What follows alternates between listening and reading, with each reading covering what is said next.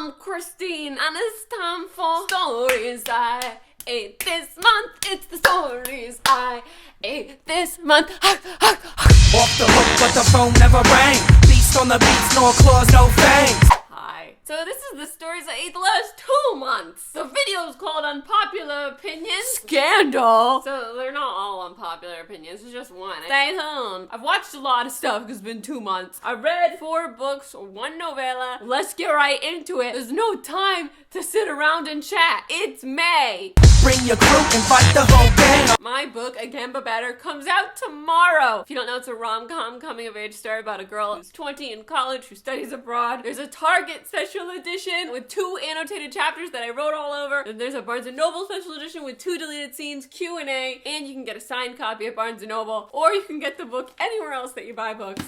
And I'll make you say bang, I'ma do my thing. The first book I have here is To Best the Boys by Mary Weber, which is our April BOOKSPLOSION book of the month. This month we're working with Harper Christian. To Best the Boys was such a fast read. I'd been inching through it because I'd been working on my own writing and hadn't sat down and read, and then like the last 2 days I sat down and read it for like a couple hours each night, and before I knew it, it was done because it was so much fun. It takes place in like a medieval-y atmosphere, which I wasn't expecting, but there's some magical elements going on. It's not like Game of Thrones, but it's like that kind of atmosphere where you're like, oh, this is really grounded and this is real, and then there's magical aspects like creatures and stuff, and it makes for a really fun atmosphere. Our main character's name is Ren. She wants to be a scientist, but in this world, women are wives. They're training to be the wife of a man. They don't go to school. They don't go to universities. The men go to universities and they get the other jobs, and the women like are the bakers and the homemakers, which is fine if that's the path you want to take, but that's not the path that everyone wants to take, and Ren wants to be a scientist. The opening scene, she has snuck into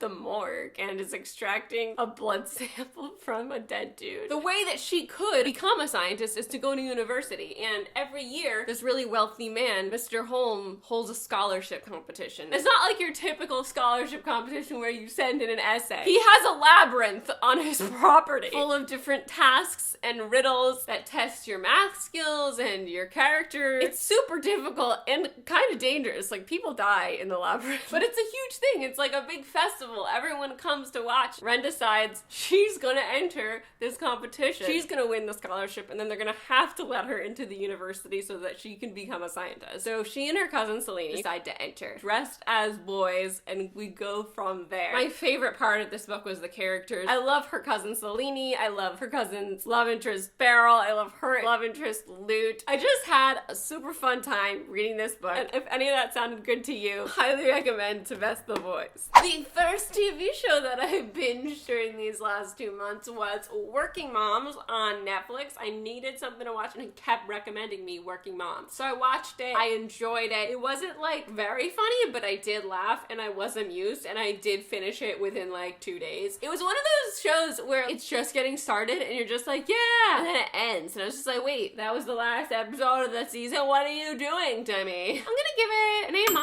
I was gonna say B+, but I enjoyed it a lot. I'll definitely watch season 2 if it gets one. The next book that I finished this month was How to Make Friends in the Dark by Kathleen Glasgow. This was sent to me by Random House, who I'm working with this month. In How to Make Friends with the Dark, we're following a girl named Tiger who's 16 years old, who lives with her mom. Her dad's not in the picture, and one day, unexpectedly, her mother dies. It's kind of like the world just falls out from under her. We follow her journey with this grief and her struggle to keep moving forward after such a tragic incident. Because she's 16 and her dad's not in the picture and she has no other relatives, she ends up in the foster system. It is a sad, sad story, but it's written very well. And that kept me from like getting too sad to keep going at points. I really enjoyed how personal and raw the writing style was. I cried a lot reading it. Kathleen Glasgow has an author's note at the end talking about how she's lost people in her life, and she hopes that if you are going through loss like Tiger is, that this book helps you in just some shape or form. The next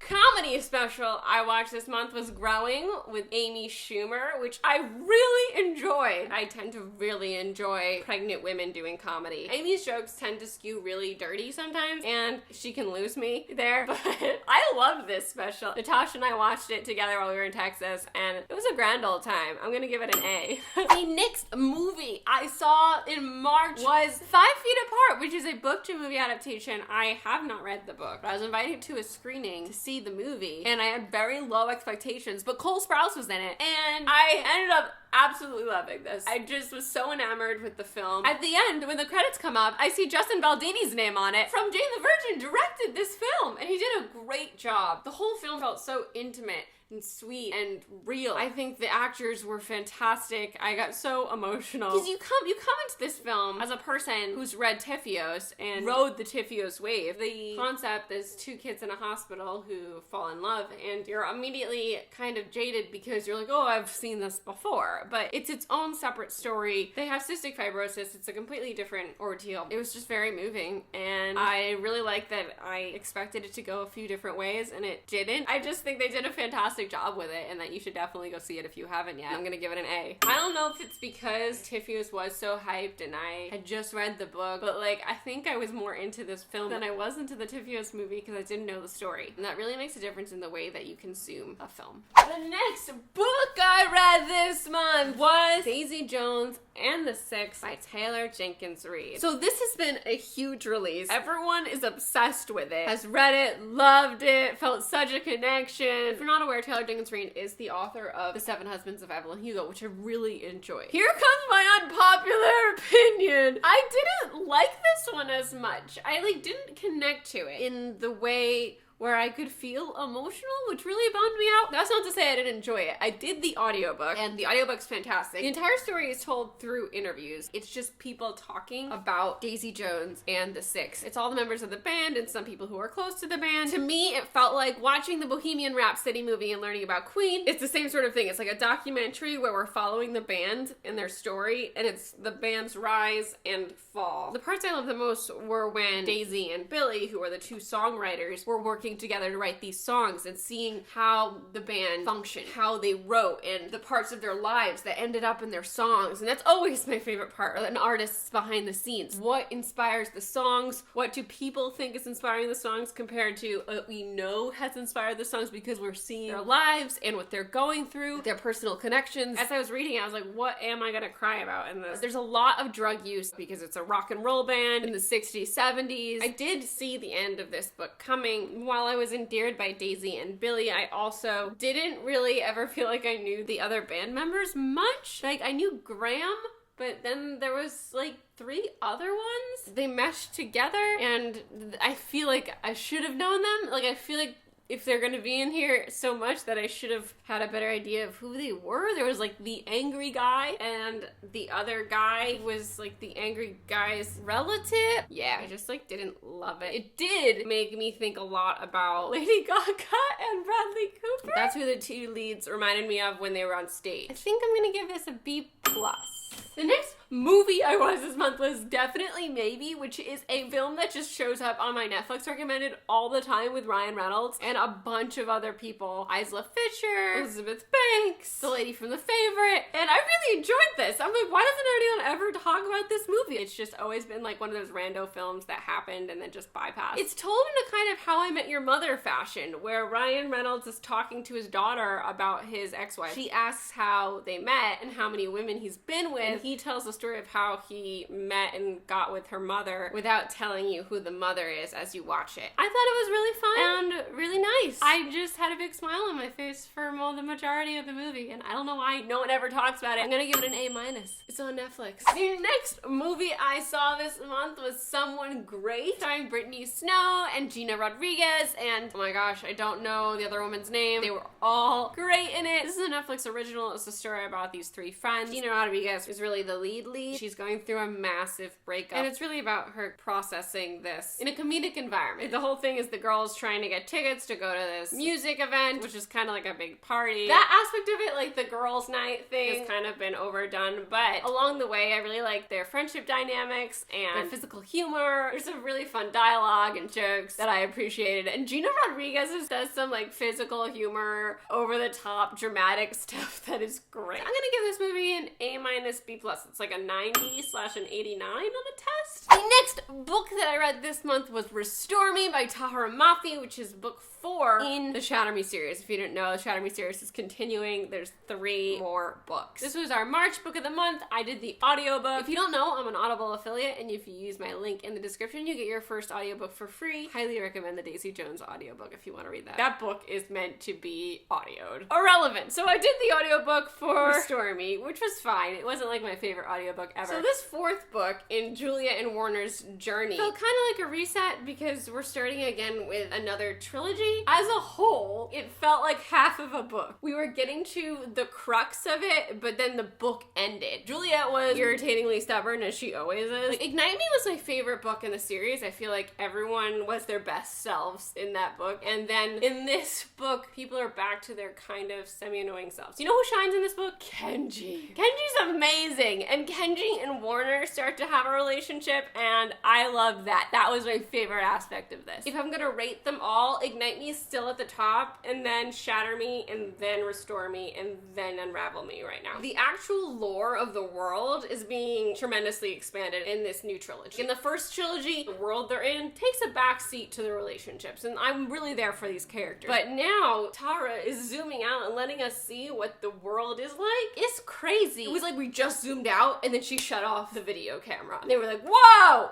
Boom. I mean, I think it Restore Me like an 86. And then, after I read Restore Me, I read the novella Shadow Me, which is the end of Restore Me from Kenji's point of view. And it's slightly different, and your thoughts go off in so many directions, and you have so many theories about what the heck is going on. That was an interesting read as well. I came out of it, though, feeling kind of just as perplexed. Like, what? I gotta pick up the next book to see what the fuck is going on. I'll give that novella a B+ as well. The next thing I watched this month was Aquaman. It was basically what I expected. They were trying really hard to make it good, and the opening scene was good, and then everything that came out of everyone's mouths was so ridiculously cliche to me. I found myself continuously laughing. And I had fun making fun of how cliche a lot of the lines were and how ridiculous it felt. But I can't say I enjoyed the movie. Mara's character felt so underdeveloped. Everything was so silly. Every step was so easy for them to find the next step. It was just like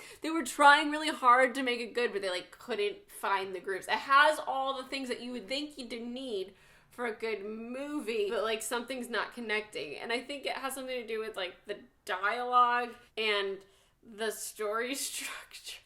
I don't know. It's like something's off kilter and I can't make my peace with it. So I'm gonna give it a C-.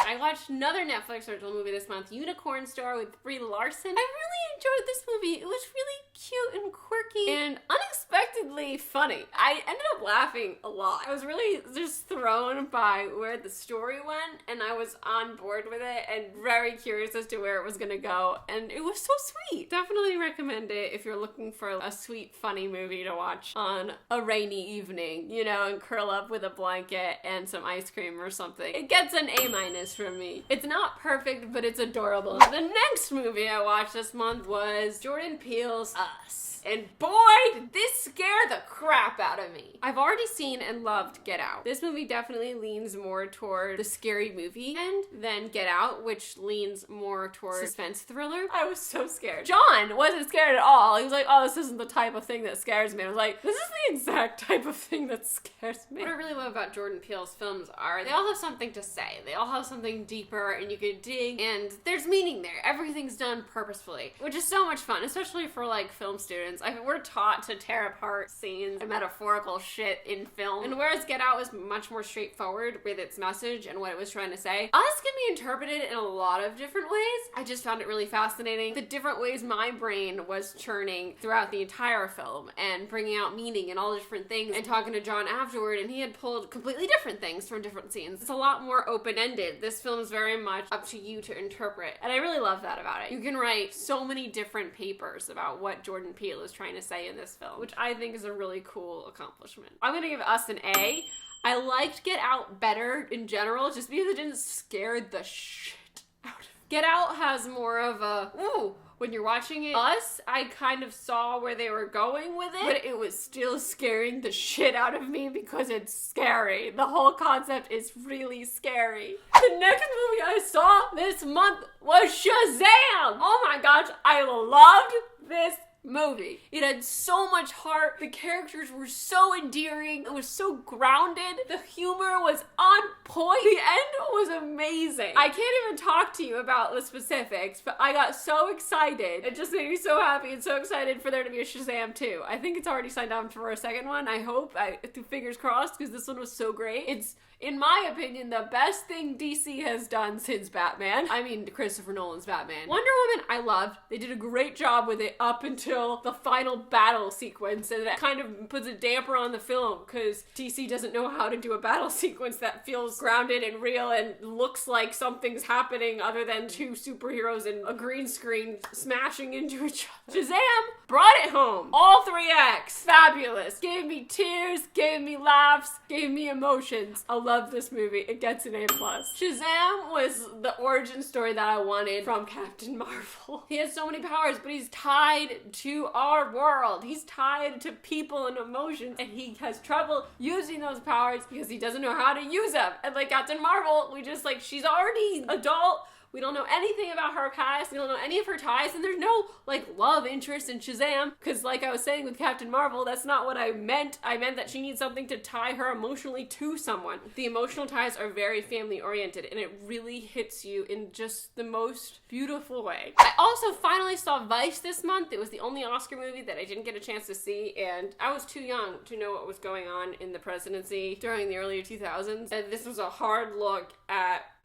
that. Whilst I felt like I needed to be informed in this way, I also was very saddened and depressed by this film. I do appreciate the comedic way in which it was presented to us by Adam McKay. It has like a couple great moments where you're just like, oh, clever. I'm gonna give Vice a B+, because I think it did what it was looking to do well. The last film I watched this month was Endgame. I made an entire review, so I'm just gonna point you there if you want to talk about it together. My name is Christine. Those are all the stories I ate this month. My book is out tomorrow. If you haven't ordered it yet, the links to do so are in the description if you're interested. And I'm on tour these next 2 weeks. These are the places I'm going to be going. More information on my website under events. You can find all the times and addresses and places I'm going to be. I make videos every Tuesday. I'm at XTeenMay on Twitter and Instagram. Thank you for watching, and I'll see you next time.